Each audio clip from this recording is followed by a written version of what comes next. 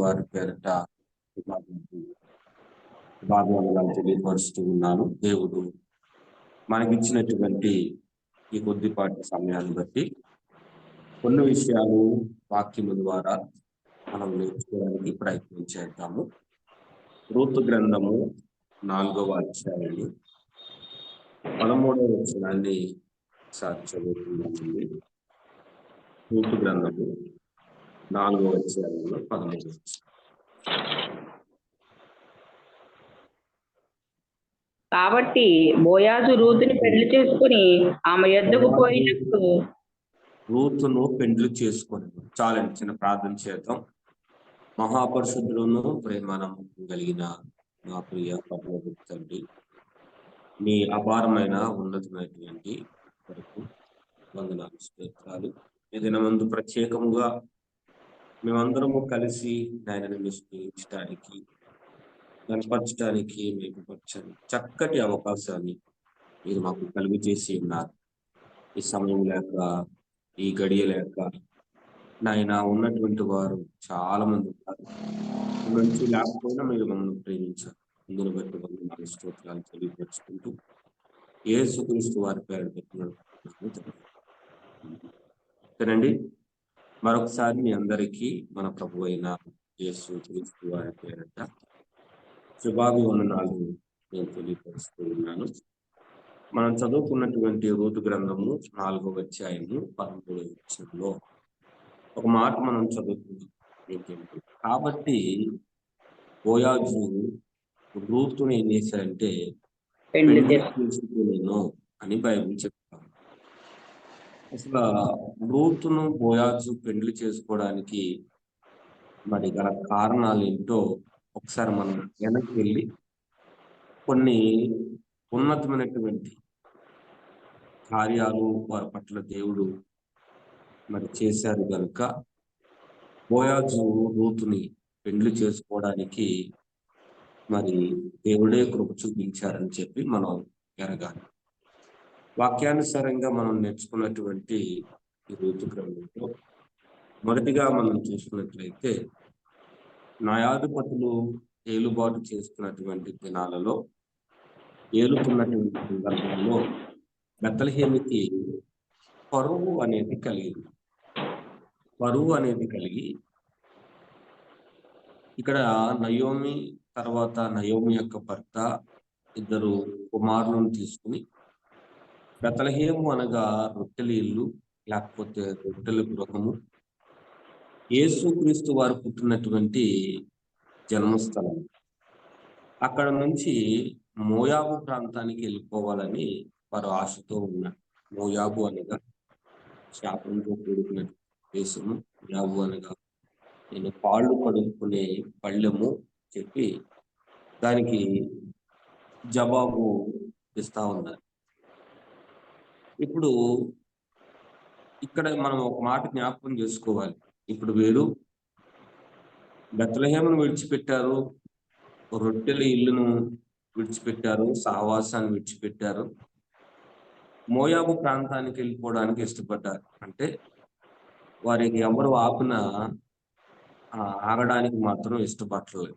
ఎందుకంటే చూడండి, ఎవరైనా బాగుపడాలి అని అనుకుంటారు కానీ పాడైపోవాలని ఎవరు అనుకోరు.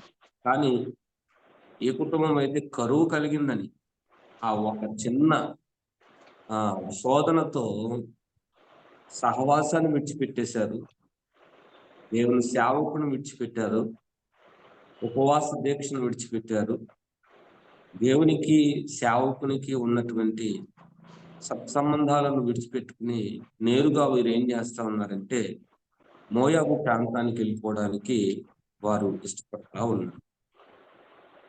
ఓకే, మోయాబు ప్రాంతానికి వెళ్ళారు. వెళ్ళిన తర్వాత నయోముకున్నటువంటి భర్త చనిపోవడం జరిగింది. తర్వాత ఇద్దరు కుమారులు కూడా అన్య స్త్రీలను ఇచ్చి వివాహం చేసింది. అన్య స్త్రీలు పెళ్లి చేసుకున్న తర్వాత వాళ్ళకి గర్భఫలం లేకోకుండానే ఇద్దరు కుమారులు కూడా చనిపోవటం అనేది జరిగింది. ఇది చాలా బాధ, విచారకరం. ఏంటి అంటే భోజనం తినో తినకో ఎలాగైనా బ్రతకొచ్చు కానీ కుటుంబంలో యజమానులు లేరు. ఓకే, కుటుంబంలో యజమానులు లేకపోతే పర్వాలేదు. వివాహం జరిగినటువంటి కుమారులు కూడా ఇప్పుడు లేరు. ఇది ఇంకా బాధ. కట్టుకున్నటువంటి భర్త లేదు, కడుపును పుట్టినటువంటి బిడ్డలు కూడా లేరు. వచ్చినటువంటి కోడలు మాత్రమే ఉన్నారండి భారత. వారు కూడా ఏమని మాట్లాడుతూ ఉన్నారంటే, మనం చదువుకున్నట్లయితే 1:15లో మాట కనపడుతూ ఉంటది. ఏమని అంటే, తన పెద్ద తోటికోడలైనటువంటి వార్ప ఈ మాట చెప్తా ఉంది నయోమితో. నయోమి చెప్తా ఉంది, అమ్మా మరలా నాకు పిల్లలు పుట్టే అవకాశం లేదు. మరలా నేను మీకు పెళ్లి చేసే అంత స్థోమత, యోగ్యత నాకు లేదు. కనుక మీరు మీ తల్లి కుటుంబాన్ని దగ్గరికి వెళ్ళిపోయి మరలా చక్కగా మీరు వివాహం చేసుకుని చక్కగా కుటుంబంతో హ్యాపీగా ఉండండి అని చెప్పంగానే పెద్ద కోడలు ఏం చేసిందంటే ఎగురు గంతేసింది. ఆమెకు చాలా సంతోషం అయిపోయింది. ఏంటి అంటే, నాకంటూ ఒక ప్రత్యేకమైనటువంటి జీవితాన్ని నేను ఏం చేస్తా ఉన్నాను, పొందుకుంటున్నాను. నా సంతోషం, నా ఆనందం అన్ని కూడా ఇప్పుడు నేను పొందుకోవడానికి అవకాశం ఉందని చెప్పి ఒక చిన్న ముద్దు పెట్టేసి ఆమె ఎనుకకు తిరిగి తన అత్తగారిని విడిచిపెట్టి వెళ్ళిపోయింది. చిన్న కోడలు అనేటువంటి రూతు అదే మాదిరిగా చెప్తా ఉంది. నయోమి చెప్తా ఉంది, అమ్మా నీ తోటికోడలు ఆల్రెడీ వెళ్ళిపోయింది, నీవు కూడా వెళ్ళిపో అని అంటే ఈమె నోట నుంచి ఒక శ్రేష్టమైనటువంటి మాటలు రావడం అనేది మనం చూస్తా ఉన్నాం. చూడండి, ఒకసారి చదువుతారన్నమాట. ఏంటి అందుకు ఆ మాట? రూతు 16వ వచనం. నా ఎంబడి రావద్దనియు, నన్ను విడిచిపెట్టవద్దనియు, నన్ను బ్రతిమాలు కొనవద్దు. నీవు వెళ్ళు చోటుకే నేను వచ్చేదను, నీవు నివసించు చోటనే నేను నివసించదను. నీ జనమే నా జనము, నీ దేవుడే నా దేవుడు. నువ్వు అదే వృద్ధి పొందు చోటన నేనును వృద్ధి పొందెదను, అక్కడనే పాతి పెట్టబడును. మరణము తప్ప మరి ఏదైనా నన్ను ప్రత్యేకించిన ఎడల యెహోవా నాకు ఎంత కీడైనా చేయనుగాక నేను. చూసారండి, ఇద్దరికి కూడా సేమ్ ఒకే మాటలు చెప్పింది. కానీ పెద్ద కోడలైతే వీటి గురించి ఏం ఆలోచన చేయలేదు. అప్పటికే నయోమి చాలా వృద్ధాప్యంలో ఉంది. ఆమెకు ఒక ఆలోచన కూడా రాలేదు, అయ్యో నిన్ను విడిచి నేను ఎలాగలుగుతాను అసలా, నువ్వు వయసులో లేవు కదా, నిన్ను నేను చూసుకుంటాను కదా, నువ్వు ఇచ్చినటువంటి ఆ కుమారుడు చనిపోతే చనిపోయాడు, నేను నీతోనే ఉంటానని చెప్పి అనే మాట పెద్ద కోడలు వార్ప అనలేకపోయింది. మరి రెండవ కోడలు రూతు ఎందుకు ఆ మాట మాట్లాడుతూ ఉందంటే, నయోమిలో ఉన్నటువంటి భక్తిని ఆమె కనిపెడతా ఉంది. నయోమి పడుతున్నటువంటి బాధ చూస్తా ఉంది. నయోమి ఏడుస్తున్నటువంటి ఆ కన్నీటిని రూతు ఏం చేస్తా ఉందంటే చూచి ఆలోచన చేస్తా ఉంది. ఎందుకంటే ఈ టైంలో నేను విడిచి వెళ్ళడం అనేది మంచిది కాదు. ఈ టైంలో విడిచి వెళ్ళిపోవడం అనేది అంత కరెక్ట్ కాదు అని చెప్పి ఒక మంచి తీర్మానాన్ని తీసుకుంది. ఎందుకంటే ఒక మరణము తప్ప నిన్ను నన్ను ఏది కూడా ఏదు చేయదు. ఒకవేళ వేరు చేయాలంటే మరణమే మనల్ని వేరు చేయాలి తప్ప ఇంకెవ్వరూ కూడా మనల్ని ఏం చేయరంటే వేరు చేయలేరు అని చెప్పి ఖచ్చితంగా కణాకంఠంగా ఏం చేసిందంటే చెప్పటం అనేది జరిగింది. తర్వాత మళ్ళీ అక్కడికి వచ్చారు. ఏమండి, 2వ అధ్యాయంలో మనం చూసుకున్నట్లయితే ఇప్పుడు ఎలీమెలెకు ఆ వంశానికి సంబంధించినటువంటి ఏమండి వాళ్ళ బంధువు అక్కడ ఉన్నాడు, బాగా ఆస్తిపరుడు అని చెప్పి బైబిల్ చెప్తాం. ఆస్తిపరుడు ఏమండి, అతని పేరు బోయాజు అని బైబిల్ చెప్తా ఉంది. ఈ బోయాజు ఏమండి వారి బంధువు కనుక ఎప్పుడైతే బెత్లెహేమునకు వచ్చారో బంధువులు స్నేహితులు అందరూ కూడా చూస్తా ఉన్నారు. ఈమెని చూసి అయ్యయ్యో ఈమె మన నయోమి లాగా ఉందేంటి, అయ్యో ఈమె మన బంధువులాగా ఉందేంటి అని చెప్పి అందరూ ఆ మాట ఈ మాట మాట్లాడుతూ ఉంటే ఈ నయోమి అంటది కదండి ఒక మంచి మాట, అయ్యా మీరు నన్ను నయోమి అనొద్దు, నేను బెత్లెహేములో ఉన్నప్పుడు మధురంగా ఉన్నాను కానీ మోయాబు ప్రాంతానికి వెళ్ళిన తర్వాత నా జీవితం అంతా కూడా ఏమైపోయిందంటే చీకటిగా మార్చబడింది. దేవుణ్ణి విడిచిపెట్టాను, సహవాసాన్ని విడిచిపెట్టాను, సేవకుని విడిచిపెట్టాను, ప్రార్థనా జీవితం లేదు, దేవునితో ప్రత్యేకంగా మాట్లాడే అనుభవం లేదు. ఇవన్నీ పోగొట్టుకొని ఇప్పుడు నా జీవితము చేదుగా మార్చబడింది. కనుక మీరు నన్ను నయోమి అని మీరు అనొద్దు అని చెప్పి ఏడుస్తూ వేదనతో తన హృదయాన్ని బరువుతో నింపుకొని ఉన్నది. ఇప్పుడు వారికి ఆ ప్రాంతానికి వచ్చారు. వచ్చిన తర్వాత వాళ్ళకి భోజనం కావాలి. భోజనం కావాలంటే ఎవరు ఇస్తారు చెప్పండి? ఆల్రెడీ కుటుంబం అంతా కూడా పాడైపోయింది. ఒకసారి మంచిగా బ్రతికారు. కుటుంబం అంతా కూడా నెమ్మదిగా సమాధానంగా ఉన్నటువంటి దినాలు జ్ఞాపకం చేసుకుంటా ఉన్నారు. కానీ ఇప్పుడైతే మాత్రం ఇద్దరు ఆడవారు మాత్రమే వారి ఇంట్లో నివాసం చేస్తా ఉన్నారు. వారి వెనుక సహాయం చేసేవారు లేరు. వారి వెనుక కష్టాన్ని అర్థం చేసుకునేవారు లేరు. వారి వెనుక వారి బాధను తీర్చేవారు ఎవ్వరూ లేరు. వేదనతో వారు ఉంటూ ఉన్నారు. కానీ దేవుని మహాకృప ఏంటంటే మనం చదువుకున్నటువంటి 4వ అధ్యాయము 13వ వచనం మనం చదువుకున్నాం కదండి.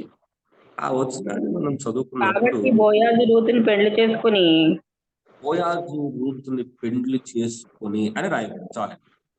ఇప్పుడు బోయాజు రూతుని పెళ్లి చేసుకోవడానికి ప్రథమ కారణం ఏంటో కూడా ఇక్కడ మనం నేర్చుకుంటా ఉన్నాం. ఏంటంటే రూతు విశ్వాసకి సాదృశ్యంగా కనబడుతూ ఉంది. నయోమి సంఘానికి సాదృశ్యంగా కనబడుతూ ఉంది. బోయాజు రాబోతున్నటువంటి యేసుక్రీస్తు వారికి సాదృశ్యంగా కనపడతా ఉన్నారు. ఇప్పుడు ఇక్కడ విడిచిపడినటువంటి మనందరినీ కూడా యేసుక్రీస్తు వారు వివాహం చేసుకోవడానికి ఆయన త్వరగా రాబోతున్నారు కనుక విశ్వాసిగా ఉన్నటువంటి నీవు సంఘములో చేర్చబడాలి.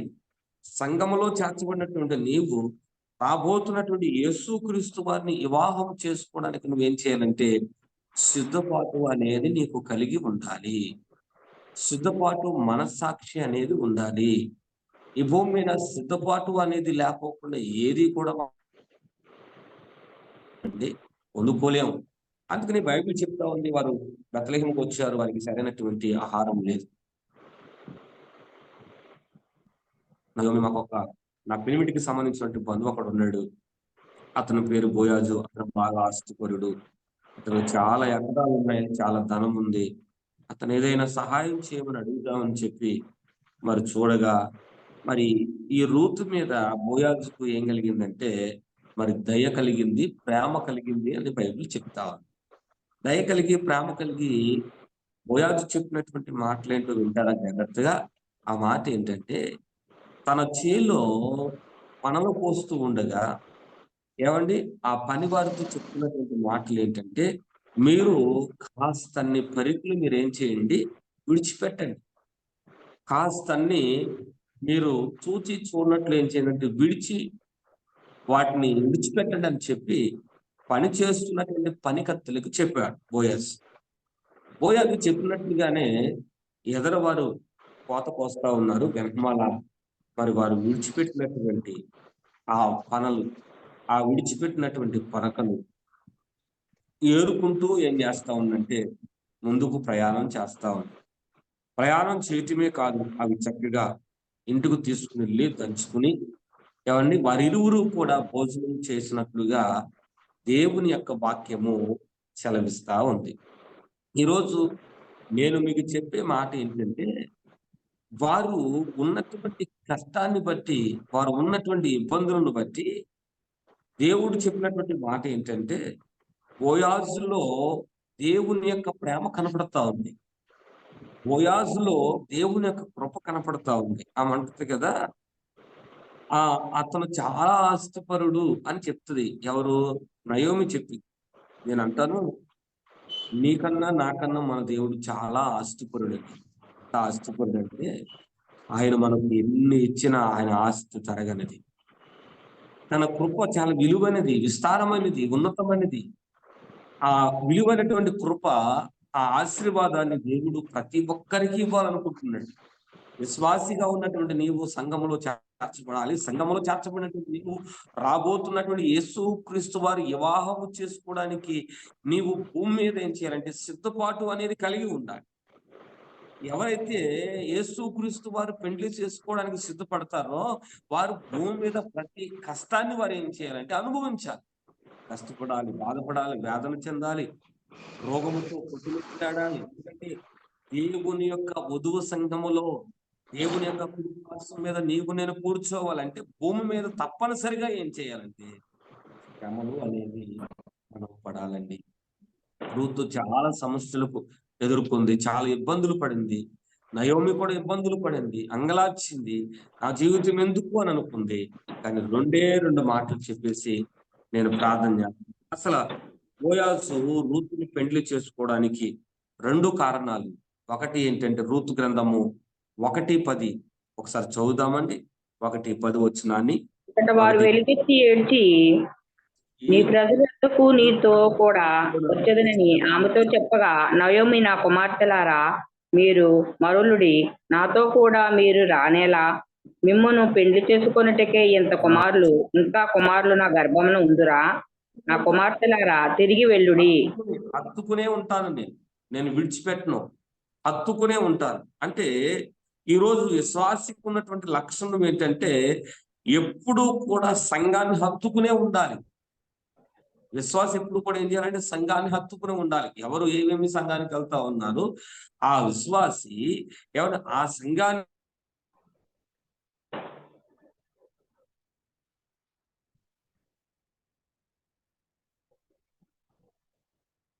ఆగిపోయింది గారు.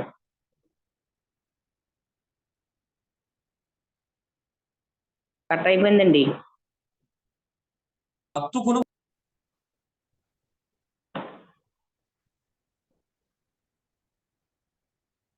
చిన్న ఇబ్బంది ఏమనుకోవద్దు, అందించాలి. ఏమండి ఎప్పుడు కూడా ఇక్కడ సంఘము ఏం చేయాలంటే ఏమండి సంఘాన్ని హత్తుకుని ఉండాలి అని చెప్పి బైబిల్ చెప్తా ఉంది. అంటే నయోమి రూతును హత్తుకునే ఉంది, కష్టంలో కూడా హత్తుకునే ఉందండి. సంఘము కూడా కష్టములో బాధలో సంఘానికి దూరంగా ఉండు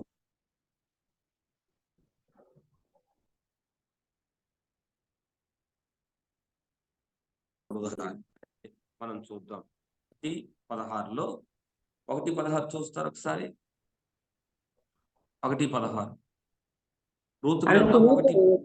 అందుకు రూతు నయంబడి రావద్దనియు నన్ను విడిచిపెట్టవద్దనియు నన్ను బ్రతిమాలు కొనవద్దు, నీవు వెళ్ళు చోటుకే నేను వచ్చేదను, నీవు నివసించు చోటునే నేను నివసించెదను, నీ జనమే నా జనము,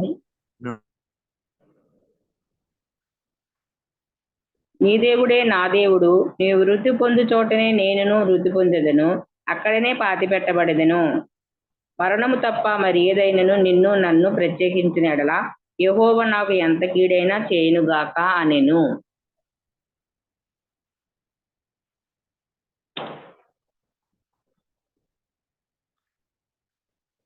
ఆగిపోయింది అయ్య గారు. చాలండి. ఇక్కడ 2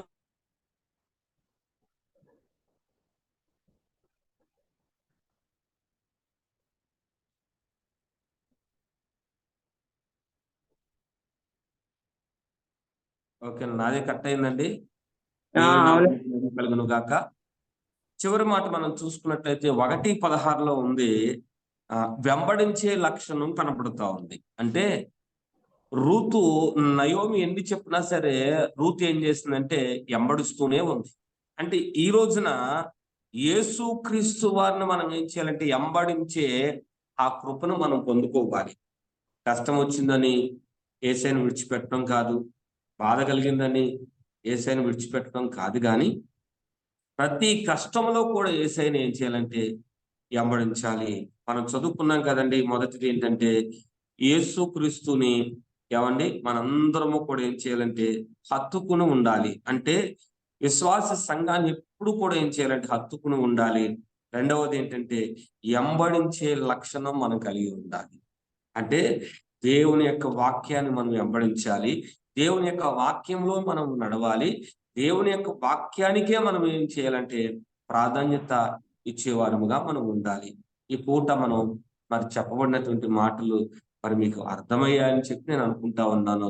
అట్టి కృప, అట్టి దైవాశీర్వాదములు ప్రభు వారు మీకు అనుగ్రహించి, నడిపించి, బలపరిచి, ఇట్టి కృపను అనగా సిద్ధపడినటువంటి సంఘముగా ఆయన పెండ్లి కుమారుడుగా రాబోతూ ఉన్నారు. పెండ్లి కుమార్తెగా నీవు, నేను, మనందరం కూడా సిద్ధపడి ఆయనతో కలిసి వెళ్ళినట్లుగా, ఆయనతో కలిసి నడిచినట్లుగా, ప్రభువే మనందరికి సహాయం చేయనట్లుగా ప్రార్థన చేద్దాము. ఈ కొద్ది మాటలు ప్రభు వారు దీవించి, బలపరిచి, ఆశీర్వదించుదురు గాక. ఆమేన్. ఈ అవకాశం ఇచ్చినటువంటి ప్రియులకి ప్రభు అయినటువంటి యేసుక్రీస్తు వారి పేరిట శుభాభివందనాలు తెలియపరుస్తూ ఉన్నామండి. ఒక చిన్న ప్రార్థన రిక్వెస్ట్ నేను చెప్పాలనుకుంటా ఉన్నాను. ఏంటంటే, కుటుంబంలో మరి దేవుని యొక్క మందిరాన్ని ప్రారంభిస్తా ఉన్నాము. మీ ప్రార్థన మరి చేయాలని మరి మీకు తెలియపరుస్తూ ఉన్నాము. అలాగే ఇక్కడ పూర్వమావులు ఉన్నటువంటి సంఘాన్ని కూడా ప్రభు దీవించి, బలపరిచి, ఆయుత్తుపరచాలని జ్ఞాపకం చేసుకోవాలని మరొకసారి మీకు నేను తెలియపరుస్తూ ఉన్నాను. అలాగే దేవుడు మాకు కూడా మంచి ఆరోగ్యం ఇచ్చి ప్రభు పరిచర్యలో ఒకరోజు కూడా ఆగపోకుండా సాగిపోయే పనిని దేవుడు మాకు ఇంకా అనుగ్రహించినట్లుగా మా కోసం ప్రార్థన చేయండి. మీకోసం దినము మేము ప్రార్థన చేస్తా ఉన్నాము. మాకు 4 గంటలకి 4 to 5 జూమ్ మాకు సంఘ విశ్వాసులు మేము కలిసి ప్రార్థనలో ఉంటాం. మీ ప్రార్థన అవసరతలు ప్రతి విషయం గురించి మేము ప్రార్థన చేస్తా ఉన్నాం. మా కోసం కూడా ప్రార్థన చేయాలని, ఈ చిన్న ప్రార్థన రిక్వెస్ట్ జ్ఞాపకం చేసుకోవాలని ప్రభు పేరు తెలియపరుస్తూ ఉన్నాను. దేవుడు ఈ కొద్దిపాటి సాక్ష్యమును మన వినుకున్న ప్రభు దీవించుగాక. మా నమ్మకం కలిగిన మా ప్రియ పరలోకపు తండ్రి, వందనాలు, స్తోత్రాలు. నీ దాసురాలు హైమవతి గారి యొక్క కుమార్తెని వివాహ విషయంలో మీరు ఎంతగానో కృప చూపించారు. వారి దాంపత్య జీవితాన్ని నాయన బిడ్డలను దీవించండి, ఆశీర్వదించండి. బిడ్డకున్నటువంటి నాయన బలహీనతలు యేసు నామములో గద్దిస్తా ఉన్నాం. సహాయం చేయండి. నీ దయగలాస్తము, నీ కృప, నీ కాపుదలు ఉంచండి. అలాగే జ్ఞాపకం చేసుకోండి నాయన, మరి ఇంకా నాయన వరలక్ష్మి గారి యొక్క నాయన కుమారుడు విషయమే ప్రార్థన చేస్తా ఉన్నాము. వారికి మంచిగా షూటింగ్ చేయటానికి నాయన పర్మిషన్ ఇచ్చినట్లుగా నీ దాసుడికి కృప, నీ కాపుదలను ఉంచండి, బలపరచండి, ఆరోగ్యంతో నింపమని ప్రార్థన చేస్తా ఉన్నాం. ఇంకా నాయన ఉన్నటువంటి మురళి గారు, ఇంకా నాయన విక్టర్ పాల్ గారు, ఇంకా ఉన్నటువంటి నాయన సంఘ బిడ్డలందరినీ పేరు పేరుని జ్ఞాపకం చేసుకోండి. ఎవరిని విడిచేవారు కాదు, ఎవరిని నాయన దూరం చేసేవారు అస్సలే కాదు. గనుక మేము నీ పనిలో ఉన్నాము కనుక మమ్మల్ని అందరినీ జ్ఞాపకం చేసుకోండి. సంజయం గారు వారి కుటుంబాన్ని కూడా దీవించండి అయ్యా, బలపరచండి. నీ కృప, నీ కనికరం ఉంచి మేలుతో నింపండి. మెట్టుకు నాయన ఈ ఉదయకాల సమయం నుంచి నీ భద్రతలో, నీ క్షేమంలో మమ్మల్ని ఉంచి, నడిపించి, సహాయం చేసి, నీ కృపలో మమ్మల్ని ఆయుత్తుపరిచి, మేలుతో నింపి, దీవించి నాయన ఉన్నతంగా నీ పరిచయం చేయాలి. అలా ఈ రోజు మొదలుకొని నాయన మరి గురువారం వరకు పూర్వమావుల పేతురు గారి సభలు జరుగుతూ ఉన్నాయి. అయ్యా మంచిగా జరిగించండి, వాతావరణం అనుకూలపరచండి. అయ్యా నీ కుమారుడు మరి ఎంతో ప్రయాసతో కష్టమని అనుకోకుండా ప్రభువా నాయన మీటింగ్స్ ఏర్పాటు చేస్తుండగా కృప చూపించండి. మేలుతో నింపి, దీవించి, ఆశీర్వదించి నీ కృప చాలని చేయిస్తున్న ప్రార్థనలు విన్నటువంటి వాక్యం మా జీవితంలో ఫలించినట్లుగా సహాయము చేసి నెమ్మది, ఆరోగ్యమును నీ కృపను ఇవ్వమని యేసుక్రీస్తు వారి పేరిట బ్రతిమలాడి అడుగుతున్నాము తండ్రి. ఆమేన్, ఆమేన్, ఆమేన్. అమ్మ వందనాలండి. ఆశీర్వాదం ఇవ్వండి. మన తండ్రి అయినటువంటి దేవాది దేవుని ప్రేమ, కుమారుని యేసుక్రీస్తు వారి కృప, పరిశుద్ధాత్మ యొక్క అన్యోన్య సహవాసము సన్నిధి ఇప్పుడు వచ్చిన మనకు, జూమ్లో ఉన్నటువంటి కుటుంబాలకు దేవుడు వెళ్ళ తోడయుండి నడిపించి భద్రత, క్షేమమును, ఆరోగ్యమును, నెమ్మదిని కలుగు చేయును గాక. ఆమేన్, ఆమేన్.